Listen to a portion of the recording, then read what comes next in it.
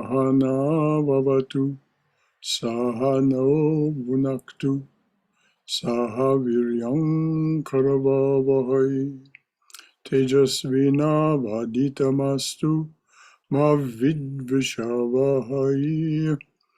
Om Shanti Shanti Shanti. Om, may the Divine Being look over us lovingly as a mother and father. May the Divine Being support and nourish us as a mother and father. May we have the strength and skill to study together the art of spirituality. May no misunderstandings arise amongst us. Om, peace, peace, peace and beneficence be unto us and to all beloved beings everywhere. Well, welcome to our Wednesday evening reading and discussion of Swami Ranganathananda's book, Divine Grace, which is a transcription of a talk that he gave in Perth, Australia, to a Shivananda Ashrama group in 1978. It is a masterpiece, as we're learning as we go along. Our reader is beloved Swami, and are there any comments or questions from any of the three of you before we begin? All right, Swami, please do begin. Okay, so we are starting on page 31, number 18. We read a little bit of it last week, but we're starting again, so as to have some continuity. Divine grace in the Indian tradition. In an oft quoted verse of the Viveka Chudamani, Shankaracharya expounds the most pervasive idea of divine grace. Three things are difficult to obtain, and if obtained, they are to be treated as a result of the grace of the divine. These are human birth, desire for spiritual emancipation, guidance and help from a Mahapurusha or great man. Among thousands of species of living beings, each one of which, for example, even one species of the insect world, will have millions of individual members. There is only one species of human beings, and that one species has only about 3,500 million members. In 1978. And I like the way he says only about 3,500 million members. Right. Man is unique in nature for this, and for the still more important reason, namely, that he alone among nature's products has the organic capacity to understand nature and himself, and to achieve freedom from creatureliness. This manushyatva, humanness, is thus the first touch of divine grace, according to Vedanta. Among millions of such human beings, only a few exercise their organic capacity to strive beyond creatureliness to freedom. This striving, mumukshutvam, is therefore considered the second touch of divine grace. The path to such freedom is an unknown path to most people. All wasteful efforts in man's striving on that terra incognita may be saved by help and guidance from a competent Mahapurusha, great soul. Competency in this field means not scholarship but spiritual realization. Such timely guidance and help from a great teacher is the third gift of divine grace. Even in the strivings in the fields of man's worldly life, such help from competent guides and teachers is sought after and is found highly beneficial. How much more it must be in the field of a search and a striving which lies above and beyond man's sensory level, which takes man from bondage to freedom. A rat caught in a trap struggles hard to get free, but not knowing the way out, it merely tires itself by running round the trap. The way out is there, but it does not know it. Man's condition is similar. As he got into bondage, there is a way out of bondage as well. As Shankaracharya positively proclaims in his Viveka Chudamani, this upaya or means is known to one who himself adopted the means and become free, and who alone is competent to guide others on that path. Now I'm going to interrupt for just a moment to talk about this teacher, this great soul. These great souls, some are born. They are known as ever-free souls, Ishvara Kotis. They come with the Ishvara, with the divine being when they take human form. They also come at other times. These are the ever-free. But most teachers are their competency, their realization comes also from divine grace. Sri Ramakrishna explains this very clearly in the Gospel of Sri Ramakrishna, that it is when Mother turns the key, opens the door, and ushers them through, or as Pravrajika Gita Prana, one of the nuns who heads the Ridgely Center, somewhat darkly, comedically put it, sometimes she drags you through the keyhole, but nevertheless, you end up on the other side. It is again, it is a grace.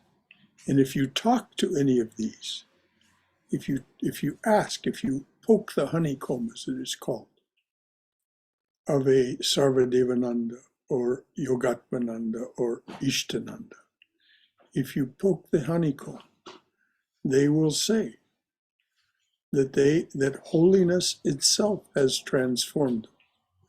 They came a certain distance by their spiritual disciplines, which is formalized in Patanjali as the first 6 limbs of his yoga. But then something happens to them. Krishna explains this when he says, when you turn to me in utter devotion, when, like the prodigal child, you return home in humility and a desire for service, holiness itself shall transform you. So these great teachers, with the exception of the ever-free souls, are the creation of the divine in order to set us free. They are the instruments of the divine. So it is a dance that we do with them. Our mumukshutvam, our desire to be free, and our willingness to do what is necessary to become free. We dance with them. They give us instruction. They say, dance this way, do it this way.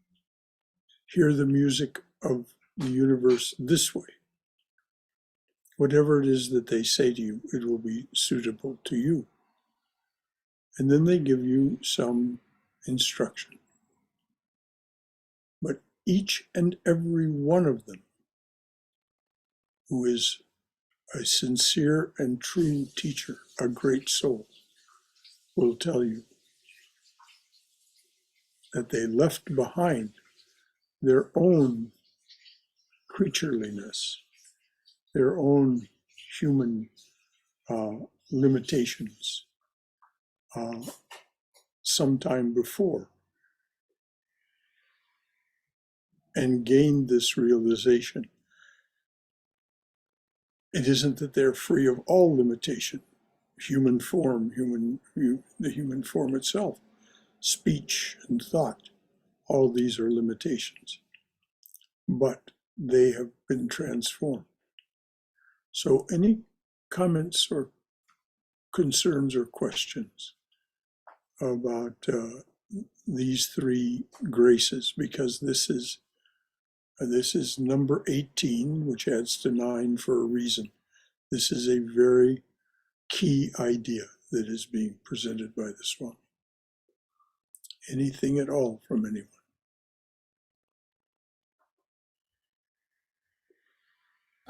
Brother Shankara, I do have a question. In fact, Yes, ma'am. this popped into my head earlier today. Um, so I really have started enjoying attending these talks, listening to other talks on YouTube, reading, listening to devotional music. And I do my japa, but not, I mean, I'm starting to concentrate more, but still not enjoying it. So is this, I'm just satisfying my mind with the rest of the things, or? No, no, no, dear. This is called recollectedness. It is what keeps us in the state of mind that makes it easier to do our spiritual practices. And from your perspective, dear, you have been doing this for quite some time. From the perspective of your teacher, it's still early days for you, from the perspective of Swami Sarvadevananda. So the fact that you're not enjoying it, that it is sour toil for a while. It becomes less sour by these other practices that you just mentioned. It becomes more congenial. But enjoy, does it turn to nectar? Not for some years, dear. And that may be different for some people. Swami Prabhupada said, you can never know how fast a person will progress. It strictly depends on their past life experience and their samskaras. But the fact that you have done this and are surrounding yourself and your mind, as you say, with these other spiritual gifts that are given to us, very auspicious indeed. And be in communication with your teacher about this. Be in communication with Sarvadevananda. He's very responsive. He's very responsive. He wants you to be in touch with him. He wants to be of service to you and encourage you and explain things to you. And here is a thimbleful. There is the ocean. So he can explain things, particularly as he has concentrated on you. He has made it a point to know you deeply. That's why you filled out that form and so on. So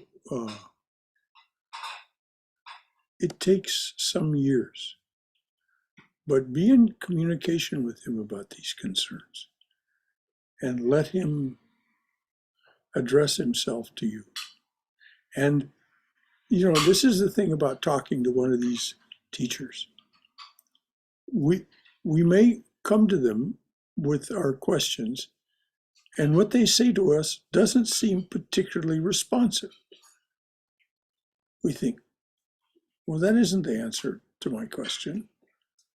No, it's the answer to the question behind your question.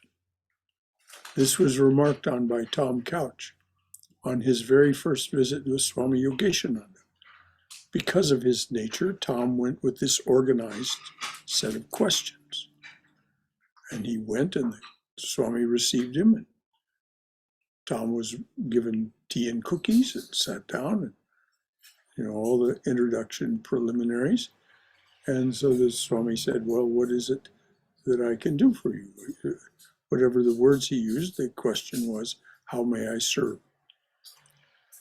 And so Tom asked his questions, and Tom had gotten part of the way through, and the Swami interrupted him and began to speak. And what he said, as Tom drove away from that meeting, he said, he didn't answer any of my questions. He didn't address himself to any of my questions. He was at first annoyed. But then as he got further along toward home, he thought, oh, but he did answer he did address himself to what is really concerning me, rather than these intellectualized questions. And so this is often the case when we talk to these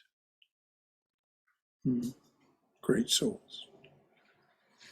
We may get partway through our opening statement, so to speak, and they'll just interrupt us because they have intuited what it is you really need to know.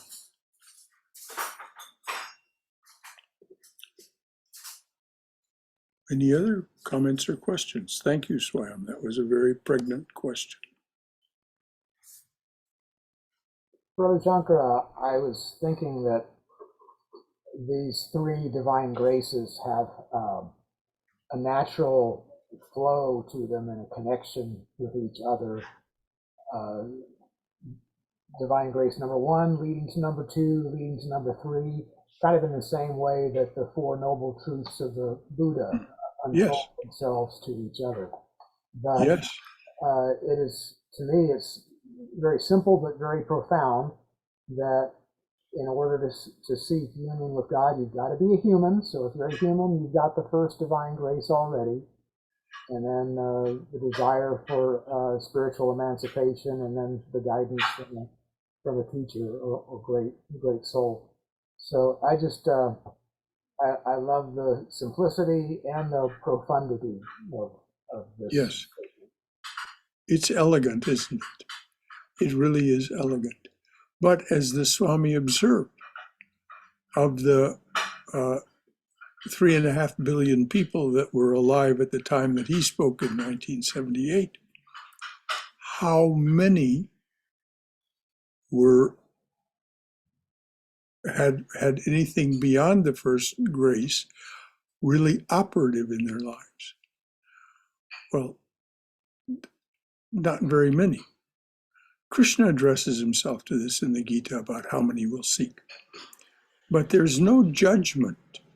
Everything happens at exactly, Sri Ramakrishna says, exactly the right time.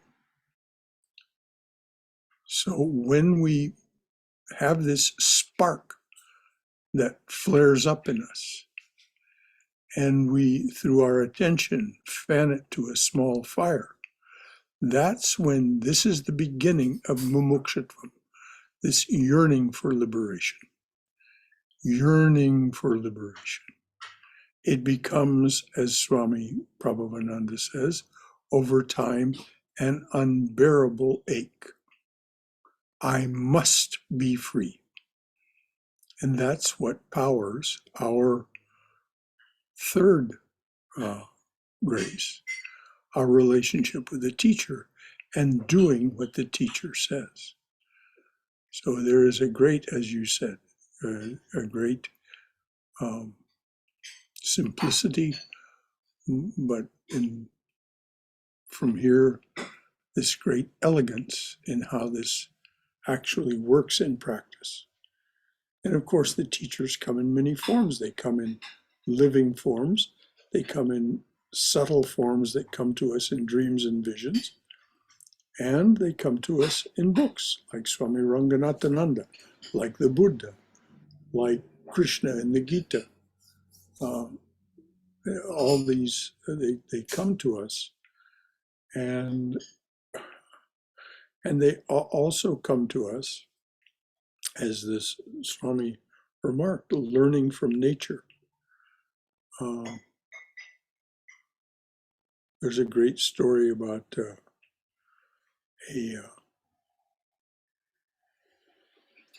a student of one of the great rishis of the Upanishads who got some instruction, and then he was given this small herd of cows and said, "Go away." And when you have 1,000 cows, 1,000 healthy cows, return to me. And he has, does anyone remember the exact number? 20 some odd, 24 teachers in the natural setting that he lived in to raise this herd of 1,000 cows. And when he comes back to his teacher said, "Well, my job is done. You're illumined." And he was. So, Advahuta Gita, something like that. I've forgotten the specifics. But it's 20 some odd teachers he has from nature. The cows themselves, birds, small insects, and so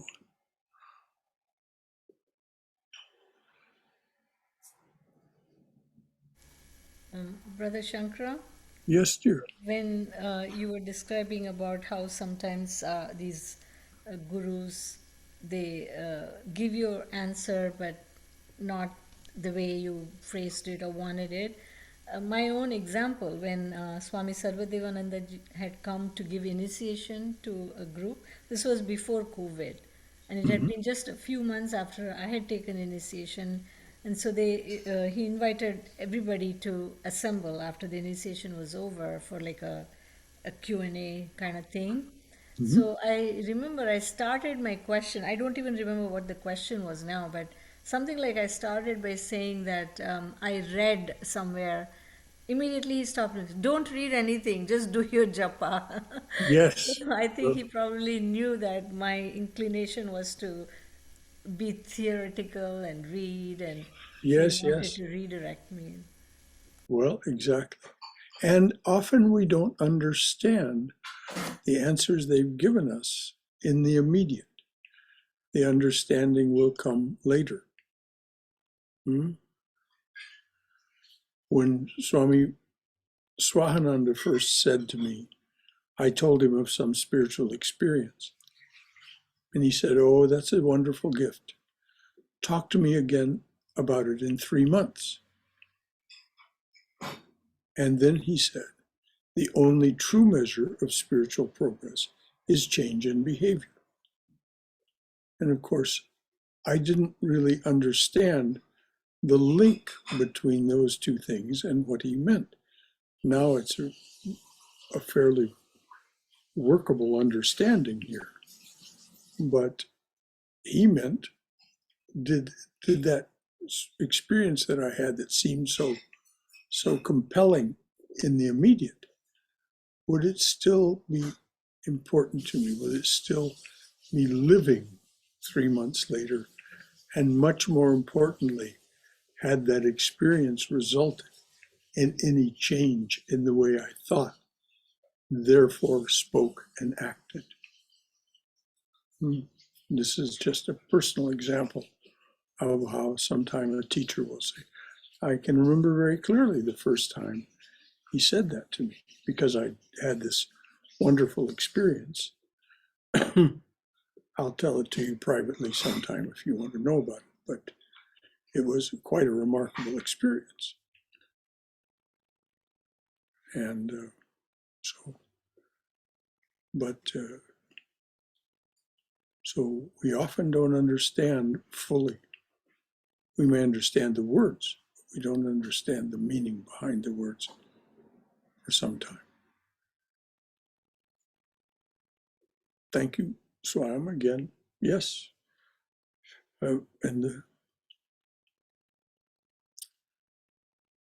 So, anything else from anyone before Swam reads on? All right, dear. Please go ahead. Competent to guide others on the path.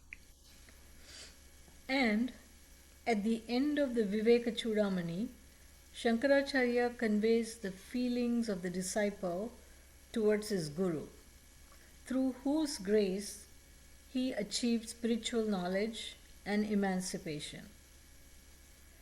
This splendor of the empire of spiritual freedom I have achieved through the blessed glory of thy grace.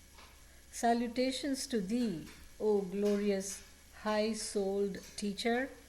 I salute thee again and again.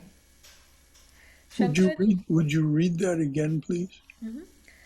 This splendor of the empire of spiritual freedom I have achieved through the blessed glory of thy grace. Salutations to thee, O glorious high-souled teacher. I salute thee again and again. This gives us some glimpse of what Christ was speaking of when he says, "Seek ye first the kingdom," or empire, the kingdom of God, and all else shall be added unto you. This is what the disciple is saying. It has all been given. Salutations to the King at the heart of the kingdom. Okay? Shankaracharya's writings contain many beautiful references to the truth of divine grace, particularly his many devotional hymns and his commentary on the Gita. His famous hymn, that's in Sanskrit, the name of the hymn, sings of man-God relationship as child-mother relationship. In one of its verses, there is this imploring for divine grace from the devotee. O Mother of the Universe, what wonder is there that, if you have your full grace on me, you will redeem this one, though he is full of a succession of faults and sins. For a mother never forsakes her child, however faulty the child may be. Does this remind us of the parable of the prodigal child, the prodigal son? The father, when the child returns, what? Don't talk to me of becoming a servant. My child was dead and is now alive. Welcome home. The parent-child relationship, in this case, the mother rather than the father. Jesus lived in a very patriarchal society. If he had talked about the mother, people wouldn't have listened. Not very many did anyway, but in any case. Would you read that over again, please, dear? Sure. O Mother of the Universe, what wonder is there that, if you have your full grace on me, you will redeem this one, though he is full of a succession of faults and sins. For a mother never forsakes her child, however faulty the child may be. Notice that it's followed by an exclamation point. The Swami's translation includes an exclamation point. This is not just a declaration, it's an emphatic declaration by the devotee. Okay? The burden of all the verses of this hymn is contained in the last line of most of its verses. There may be a bad son or daughter, but never a bad mother. Yes. Before the great mystery of the unknown, man is but a child. Even the most talented of them, be they scientists or masters of language.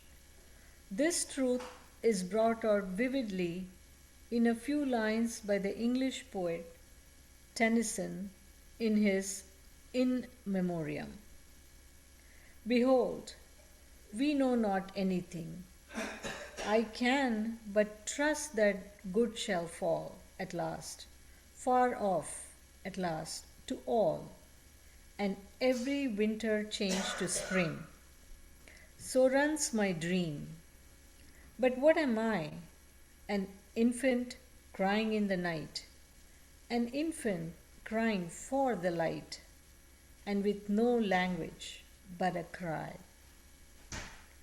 According to Sri Aurobindo, the first and last word of the supramental yoga is Sharanagati, self-surrender to the divine. It means taking refuge in the divine, utter and complete refuge. Saranagata hum. I take total refuge. I surrender myself to you. Saranagata hum.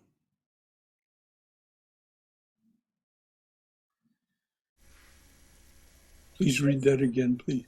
Sure. According to Sri Aurobindo, the first and last word of supramental yoga is Sharanagati, self-surrender to the divine. The first word of the supramental yoga is surrender. Its last word is also surrender. It is by a will to give oneself to the eternal divine, for lifting into the divine consciousness, for perfection, for transformation, that the yoga begins. It is in the entire giving that it culminates, for it is only when the self-giving is complete that there comes the finality of yoga, the entire taking up into the supramental divine, the perfection of the being, the transformation of the nature. Self-surrender in Vedanta becomes surrender to the highest within oneself, which makes it truly the highest victory as well. Many of the beautiful hymns in the Hindu tradition emphasize this truth. The elephant caught by the crocodile in the very popular Gajendra Moksha story of Hinduism, after exhausting all the powers of his own ego to rescue himself, surrenders himself to the divine through a beautiful hymn, two of the verses of which are as follows, and that's in Srimad Bhagavatam. I take refuge in the self-existing being. In whom is this universe? From whom is this universe? By whom is this universe? And who himself is this universe? And who is also beyond the effects and causes constituting this universe? Struck down by whose Maya power of ego awareness, this human soul does not know him who is its own true self. I take refuge in that blessed Lord of incomprehensible glory. Vivekananda's two verses from his Hold on just a moment, dear. Incomprehensible glory. Our mind, our left mind, can never know this incomprehensible glory. It's only when we calm that left mind through our spiritual practices that we begin to have some sense of what is meant by the words incomprehensible glory. What Jesus was pointing to when he said, the peace that passeth all understanding.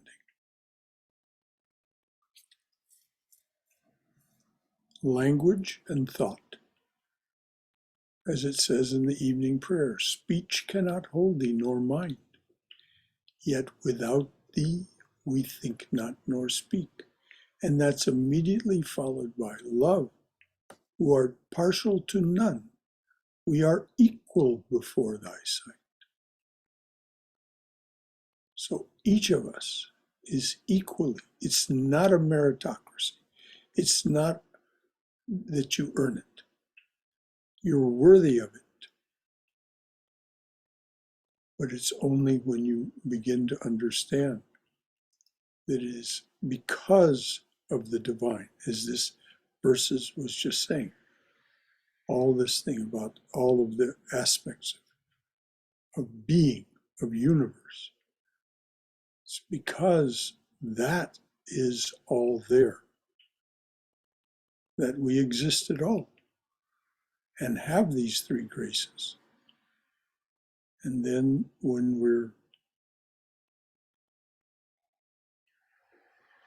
we take refuge in the blessed Lord of incomprehensible glory, it's known to the self that takes refuge. And is it easy? No, it is not. As you pointed out earlier, Swami, you've been at it for some time now, and there's much reason for expectation, but the requirement is for patience and perseverance. Anything else from anyone? Brother Shankara? Yes, dear. I do have a question. Yes, dear. It says self surrender in Vedanta becomes surrender to the highest within oneself, which makes it truly the highest victory as well. Of course, the highest within oneself is the divine, but until we get there, are there like steps that the highest is in lowercase h. So before we reach the high uppercase h, are there levels of the highest we can seek? Each of the yogas has its own workbook for these steps that you talk about. Yes, we have been this month studying Raja Yoga, Patanjali's Yoga Sutras. Patanjali was exceptionally skilled. Swami Vivekananda calls him a scientist. He's a scientist of yoga.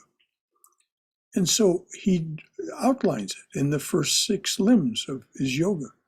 These are the steps.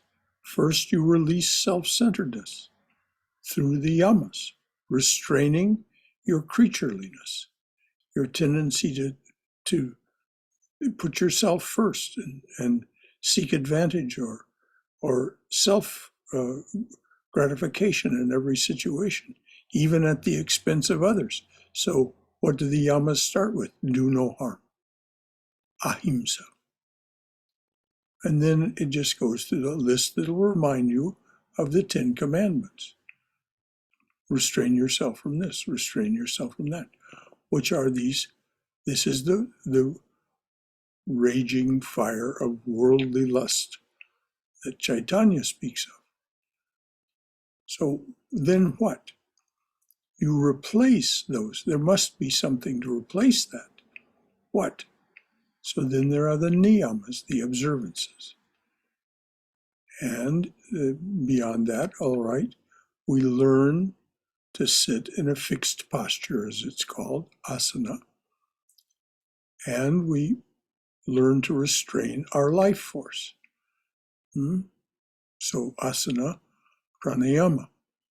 The Ramakrishna order Swamis say don't focus on pranayama. It's not necessary. If you do the other things that we've told you to do, the Swamis say, this restraint, this control of the life force, prana, life force, yama, restraint, control, will come naturally. But then what? Then there comes this series of inward-facing things. Pratyahara, restraint of the tendency of the senses to reach outward and grab at things. And also to entertain ourselves by reminiscing about past sensual experiences and projecting the possibility of future ones. This is restraint of the senses. Then, having done all that, one is capable of beginning dharana. Dharana is concentration. But you do all these things together. It isn't serially. But these are the steps.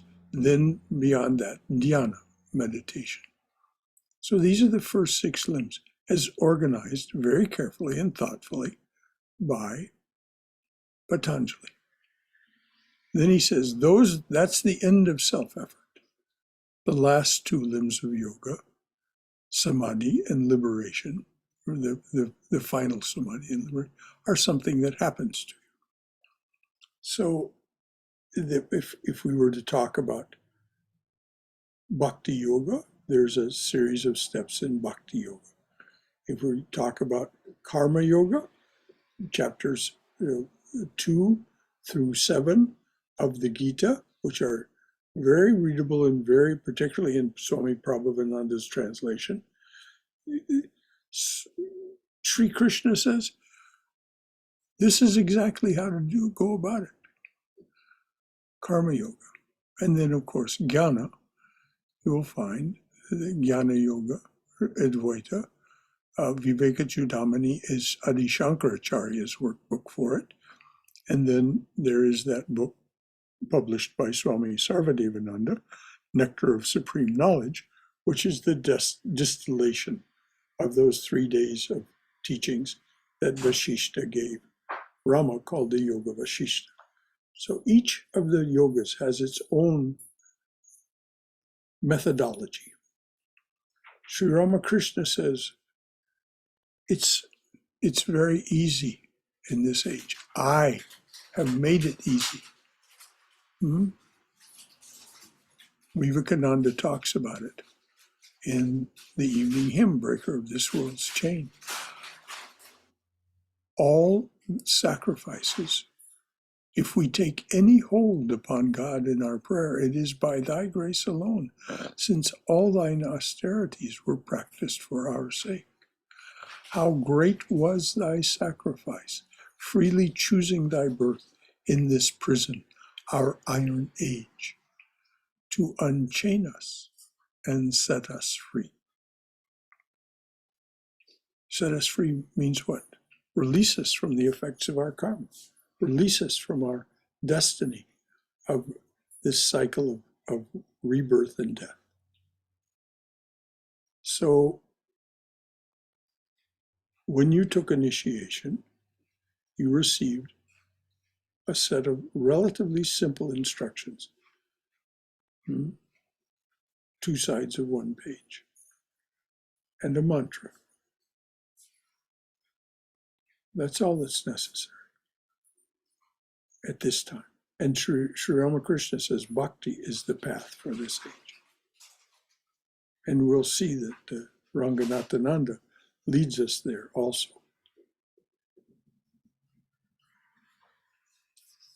Anything else from anyone? Thank you, Swayam. That was just right. What are the steps? Did that answer the question for you? Yes, Brother Shankara, it did very clear. Okay, I just wondered if there was any follow-up. Anything else from anyone about anything that we've talked about? Okay, please read on. Incomprehensible glory. You are that incomprehensible glory, the self within you. Oh, Swami Sridharananda is so explicit about this. When we discover, when the mirror of the heart is wiped clean, he said, you have no idea how beautiful the image you will see reflected there. And then the frame of the mirror itself will reveal itself to you in all its glory. That is to this stardust spacesuit that is home to the mirror of the heart. Incomprehensible glory.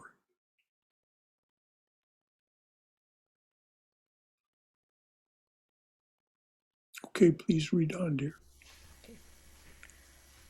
Vivekananda's two verses from his hymn on his Guru, Sri Ramakrishna, are very touching from universal prayers. I take refuge in thee, the Guru, who art like a wave arising out of the ocean of cosmic energy, who enactest thy manifold divine play out of pure love, who art the destroyer of the demon of doubt, who art the divine healer of the disease of worldliness. You see the introduction of devotion, bhakti. What this is devotion. I take refuge in thee, who art well established in the knowledge of the truth of non duality, whose life is wrapped in the glowing garment of bhakti, or loving devotion to God, whose body is ever active in doing good to mankind, whose deeds are wonderful, and who is the divine healer of the disease of worldliness. The Narada Bhakti Sutras give several means to the achievement of pure bhakti and finally proclaim divine grace as the supreme means. Primarily, pure bhakti is obtained only through the grace of great souls or through an atom of grace of the Blessed Lord.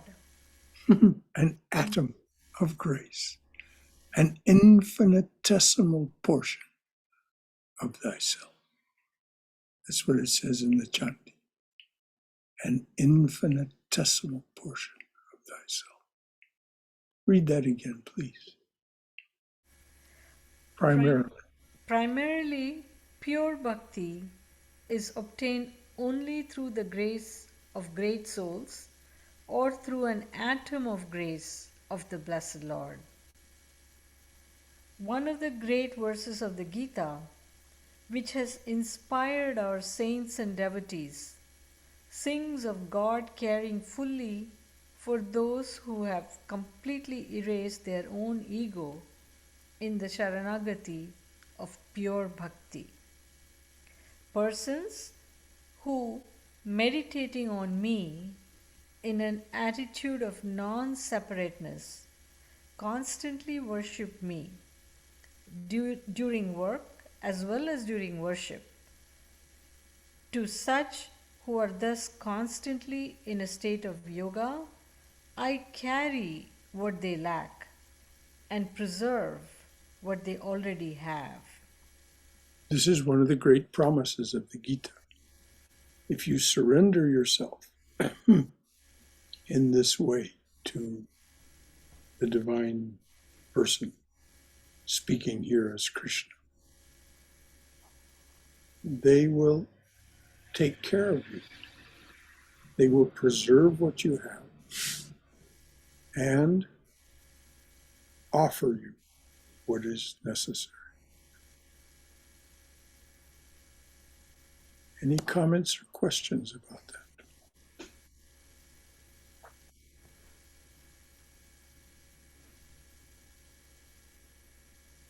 Okay.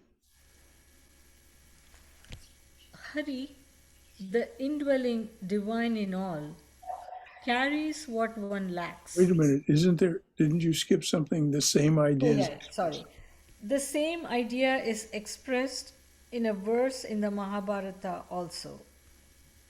Hari, the indwelling divine in all, carries what one lacks and protects what one has. In the case of all those self disciplined seekers who are wise, who tread the path of spiritual freedom, and who have broken the grip of sensual cravings. Yes, and it is our attachment. It is our attachment that keeps us from this. And this is not imagination. Mm. It is our attachment. So please read that again, please. Hari, the indwelling.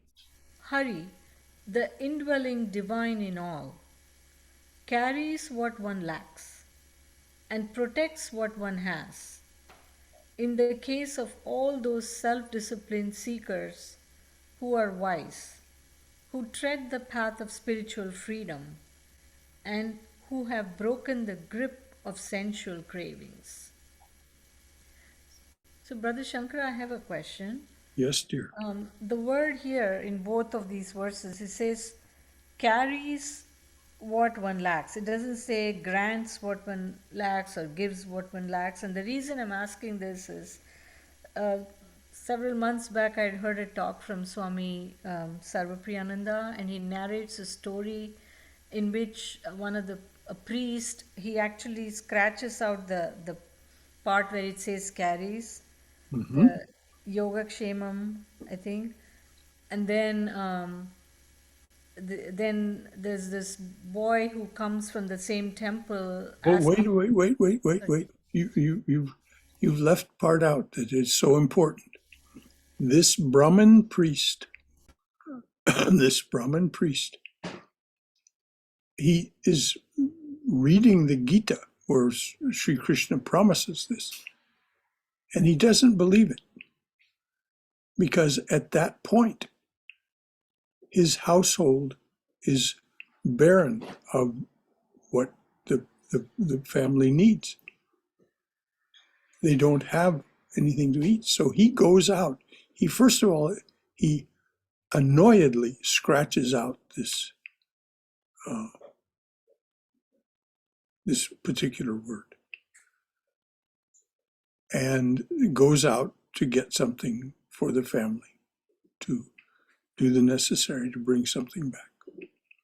And now pick up the story. Something happens. A boy comes from the temple and Um, and the wife opens the door, and the boy gives all the food and a lot of a basket with everything that they need. everything. He's carrying a big basket on his head with everything they need. And then the wife notices that he has a cut on his part of his forehead or A scratch, a deep scratch. scratch on the top of it, on his forehead. Yes. Forehead.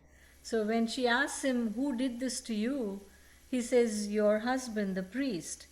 And so she is stunned. She said, "Why would he do that? Um, you brought the food, and why would he do that to you?" And then, of course, the boy leaves, and then the wife asks the priest that this boy brought everything that we need, and he said that you injured him. So then the priest realizes that that was actually Krishna, and the line that he had cut represented the scratch on Yes, Krishna's. exactly. It's a beautiful metaphorical story. Beautiful. And who knows but what had actually happened? We don't know. These stories come down to us. They're part of our mythology, our commonly held beliefs. But we shouldn't be surprised if that actually happened. Brother Shankara, I have a question. Yes, dear. What is the process that you normally go through when a sensual grasping comes up and you're able to observe it and acknowledge I shouldn't want that or I shouldn't go after that?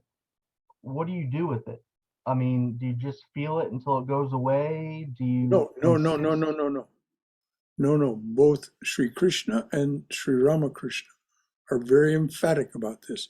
And I suspect if we looked into the teachings of Chaitanya, we'd find the same admonition. Offer it, offer it. Everything, offer everything to the divine. This is thy doing. This being of these outgoing senses, of its lusts and its desires and its attachments. So that the process that you can make it a very formal one. You can start each day and end each day by offering everything that the day contains to the divine. And then at night, before you go to bed, offer everything that the night contains. And then when things happen during the day, and they're either satisfying or troubling, offer them too. Now, is this always easy? No, it is not. I'm just going to say this straight out. I've been losing my eyesight. And I have become, over the past months, I've become increasingly troubled about it. So finally, I sought some guidance, and it came, and it just became clear as day. I have been clinging to this sense. I have been attached to this. There's no reason, we've just been hearing, there's no reason for this to be attached to that. Everything is being taken care of. So I'm losing my eyesight and things are becoming more difficult. But it is a struggle to offer all that. I've had problems with my eyesight since I was 4.5 years old. That's when I lost the use of my left eye. And so I've had this, only the one eye all these years. And I had just had no idea how attached I was, how deeply attached I am to this sense of sight, to the sense of sight. And so, Josh, I have been doing my best to offer that anguish, that attachment, that lack of gratitude for everything else. I've been trying to offer gratitude for everything that is this abundance in which this person exists, and without apologizing. There's no need to apologize to anyone. I don't have anything to prove to anyone, so I don't have to apologize for what happened. It's just now offer it. So sensual desires, lusts, Sri Ramakrishna said very clearly, and he said this to one of his chief direct disciples, Premananda, still a boy. He didn't have the name Premananda yet. He wasn't yet Premananda. Premananda came to him and said, I'm troubled by lust. And Sri Ramakrishna said, oh, don't be at all troubled by it. Just offer it to me. Lust after the divine. Just transform that lust by offering it to me. But don't try to make it some other kind of lust. Just say, what I'm really lusting for is the juice and the satisfaction and the glory that comes from the divine. I'm just misunderstanding it as lust for, in Premananda's case, women. And Sri Ramakrishna said those are the two big impediments. Lust for women, for men, lust for women, and lust for money, lust for gold. And he said, offer it all to me. Thanks for asking the question, Josh. Thank you, Brother Shankar. That was very helpful. Anything else from anyone? All right. Next Wednesday, Mother willing, we'll proceed, and Swayam will go back and read into this a bit. Any other thought or comment or question from anyone? I just wanted to comment that on the website, it says 8:30 is when this class starts. I don't know if y'all want to correct that or not. No, that you must have just refresh the website. You have an old version of the website here. It says Okay. 7:30. And just Okay. refresh it. Cindy has seen to all that, and it doesn't say it starts at 8:30.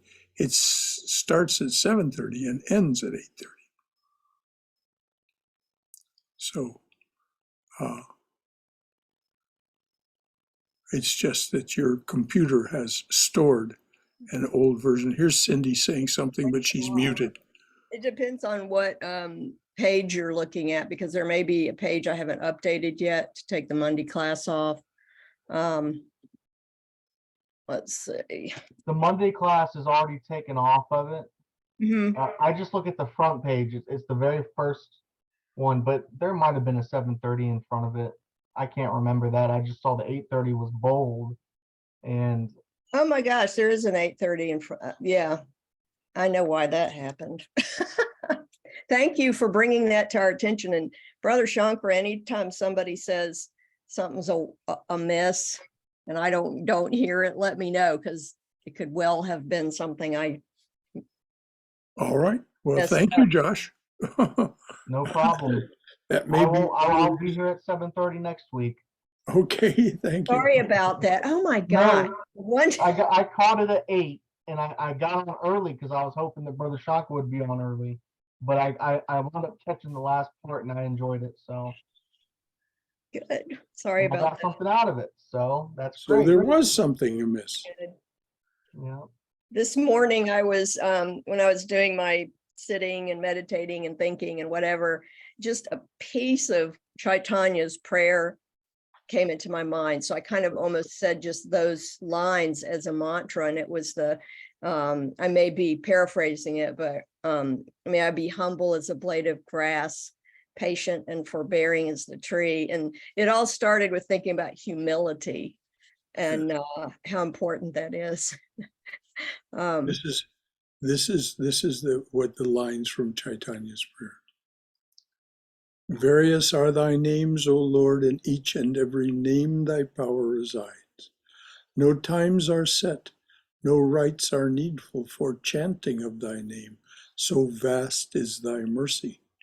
How huge then is my wretchedness, who find in this empty life and heart no devotion to thy name. O my mind, be humbler than a blade of grass. Be patient and forbearing like the tree. Take no honor to thyself. Give honor to all. Chant unceasingly the name of the Lord. And so, as Cindy just pointed out, that is exactly about humility. We have to be like the prodigal son, the prodigal child, coming home and saying, oh my God, I got it wrong. I took my birthright and squandered it. So now I've come home in humility. Well, what does the parable of Jesus tell us? We will be received home with love, adoration, and joy.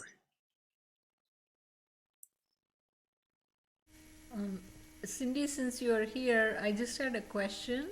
The Sunday talks for the last 2 weeks, are they going to be uploaded? The answer to that is yes. I don't know that Cindy. No, I'm here. I'm just multitasking as usual. Sorry. They are already up on, well, this past Sundays is not quite up because it's processing, but the talks go up and the classes go up on the YouTube channel first. And I usually do all of it at once. It goes live on YouTube and then I put it updated on the website. And this week's just been topsy-turvy and it hasn't happened. But yes, I'm going to say something on Cindy's behalf. She has had a tremendous challenge in caring for her 88-year-old mother, who has had severe medical problems, heart issues, and other issues in the last while. And so Cindy has had to spend a great deal of time taking care of her mother's affairs and actually taking responsibility for her mother's affairs because her mother is no longer able to care for them in a practical manner on her own. So that's Cindy's. And so when as probably many of you have been through these things, it can make you very distracted. And take up a tremendous amount of your time. Yeah, but the time, what's time? Time isn't the problem. And I actually love spending time with my mom. It's very sweet. The problem is that for me is the driving from Tucker to Sandy Springs on 285, because I have anxiety that usually doesn't even crop up, but it's been like, panic attacks on the road, and there's just not a whole lot I can do about it. So that has made me more distracted. It's a whole soup, but it's fine. Things are getting better. Yeah, I was not asking for rushing it. I was just wondering because I missed that talk by the 2 weeks ago, and I thought like, oh my gosh, if it's not going to be, it's up on the YouTube channel, dear. that's why I was asking. Just go to the YouTube channel and you'll find it. Yeah. Gareth's talk. Yeah. Garrett's is up, and was Garrett's, and then yours was the last one from Sunday. Okay, that one's up but not available yet because it's in process. It's processing. Okay. YouTube has its own time. Things take a time. It actually now takes longer because once you upload it, it has to check your entire video for any copyright infringements. Oh my. So you'll go look at the status and it'll say checking. And then finally, okay, you're good to go. Do you get infringements for copying Krishna? Yeah. No. They're like, Krishna is going to sue you. No, you don't get an infringement from. No, Krishna's like, I think public domain. He's public domain, Josh. I think the copyright for the Bhagavad Gita has run out. Yes, well, definitely. that isn't. Yeah, thank you, Jeff. It isn't. No, it would be if we quoted a long passage for, say, from the Scientific American, something like that, about the latest findings of the Webb telescope. Mostly they're looking for music because that's the big money maker on YouTube is using music without permission. So that's really what it's checking for. But the copyright infringement starts after 600 words. So you can use up to 600 words, even of something that's brand new, and not infringe copyright. So anyway, we didn't come together this evening to talk about copyright infringement, but it is a factor that Cindy has to deal with. Anything else from anyone, dears? All right. And one of the things for us to be so secure in is that we really do have nothing to prove. This is not a meritocracy. We're just do the best you can each and every day, each and every moment. And when you don't, as Vivekananda says, we fall 1,000 times, we rise 1,001 times. And there are times when the fall will be enough to where we bloody our nose, skin our knees, whatever it is. You know, this is not an easy world, this end of the Kali Yuga. As a song says, this Kali Yuga's rough. Each day can be tough. Here's a homeless man in horrible pain. I think I've said enough. It's a very difficult time. And so, anything else from anyone before we sign off? All right. Brother, I just want to thank you for hosting all of these classes. Oh, well, it's a joy, Jeff. Thank you. You're most welcome. It's a joy for us too. Well, it is. This is the joy. This is the sugar. To be with you is the sugar. There's plenty of sustenance in this life, but to be with you, to be in this holy company, is the sugar of this life. And so, thank you for your appreciation, and know that it is returned. This is a very, very special group of people. It isn't that we're unique. Of course we're not unique. But we're the special group of people that has been drawn to come together here. How joyous. We're holy company. Holy company indeed. And here's a little poem that talks about that. It's called Flower Offering. O dearly beloved, a flower at your blessed feet, a flower at your holy beloved feet, for each one who comes to your open door. A flower at your feet for each one who stands by your open door and says, come to me, offering to break this world's chain that binds us down to ignorance and death. A flower at your feet for each one who takes the path that you have struck through this your jungle world. Om, Amen. Om Shanti, Shanti, Shanti. Peace, peace, peace and beneficence be unto us and to all beloved beings everywhere. Jai Shri Guru Maharaj Ji Ki Jai. Durga, Durga, Durga. May we be safe. May we be healthy. May we be cheerful. May we have peace of mind. And may we be always in the loving and protective embrace of the Divine Being as our mother and father. Any final thought from anyone? Brother Shankara? Yes, dear. I will send you an email as well, but since both you and Cindy are here, regarding the Monday class, Yes, dear. I just wanted to propose this, if there is interest. Instead of taking up a book, can we make that as an open Q&A session, either topic by topic or just a free, whatever people want to, because some of the questions we need repeated education on. So could we consider that?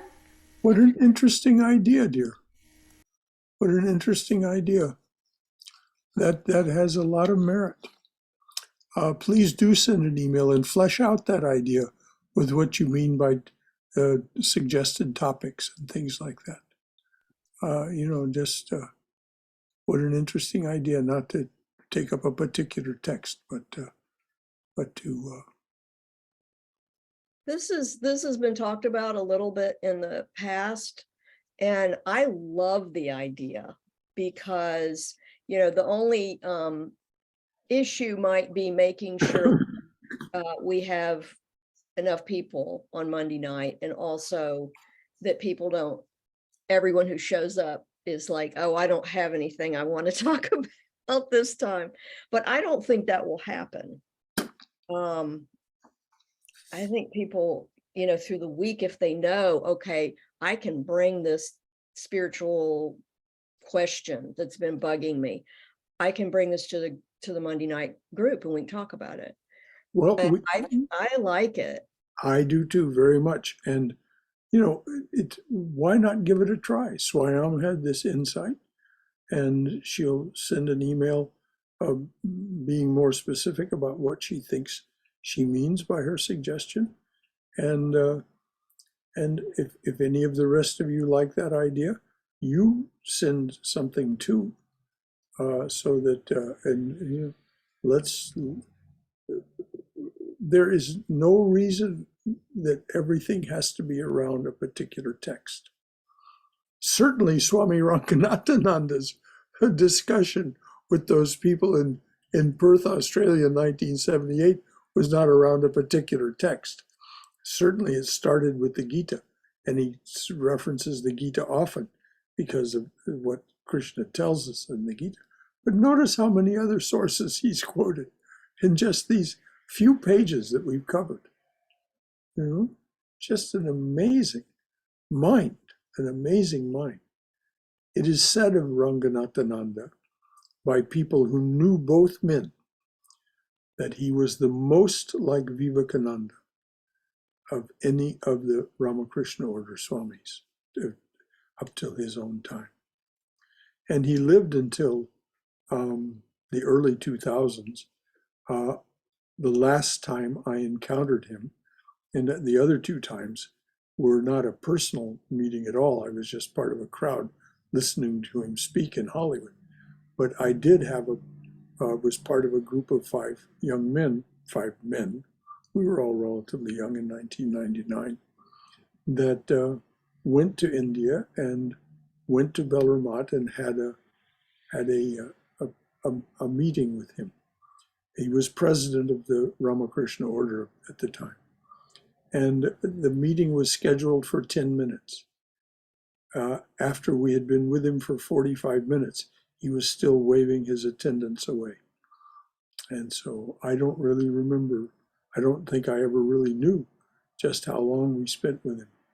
But I did check my watch at 45 minutes because one of his attendants came in and was rather emphatic that there are other people. And the Swami just waved him away. So Ranganathananda was an amazing human being, so full of joy and grace. He was nearing the end of his life, quite infirm, not at all well, but boy, was he full of joy and grace. So, and don't think you cannot have an experience of Ranganathananda if you wanted to. Just pray for it. And who knows what will happen. I mean, I'm not saying he will come and visit you. That's not my promise to make. But I can tell you, if you make a prayer for a visit from one of these holy ones, something will happen if you are persistent in your prayer. I can tell you this from my own experience in late 1975 and early 1976. I prayed to Vivekananda. My prayer was, make me a part of this. And he did. So do not think that these great souls have gone anywhere. As Vivekananda said, where would they go? There's only one existence. There's no such thing as time, space, and causation. As Sri Ramakrishna said to Holy Mother when she was lamenting, he'd left the body and she was beginning to act like a Hindu widow. He says, what are you doing? He says, I haven't left you. I'm just behind the curtain. I'm just in the other room. That's what he said to her. He told her to stop acting like a widow, put her jewelry back on, and don't tear the border off her sari, and don't cut her hair. So she didn't.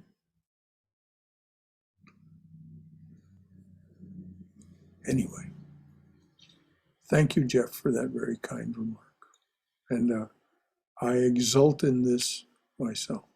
It is the sugar.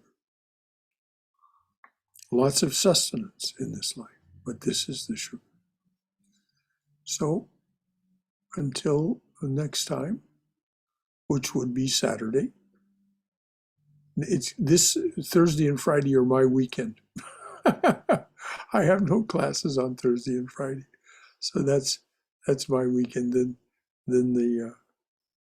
the Saturday, Sunday. But Saturday at noon, we're discussing Swami Prabhavananda's How to Know God. And speaking of open forums, on this Sunday, we're having an open forum on Raja Yoga so that you can formulate your questions and go through it. And there will be a worksheet for Raja Yoga attached with our definition of what Raja Yoga is suggested to be from here. And then Patanjali's, the 8 limbs of Patanjali's yoga listed so that you can see them. That'll be attached to tomorrow's newsletter. All right? All right, away we go. As Jackie Gleason would very wonderfully say, he would make that wonderful dance move and say, and away we go. Jackie Gleason, what a character. Good night, everyone.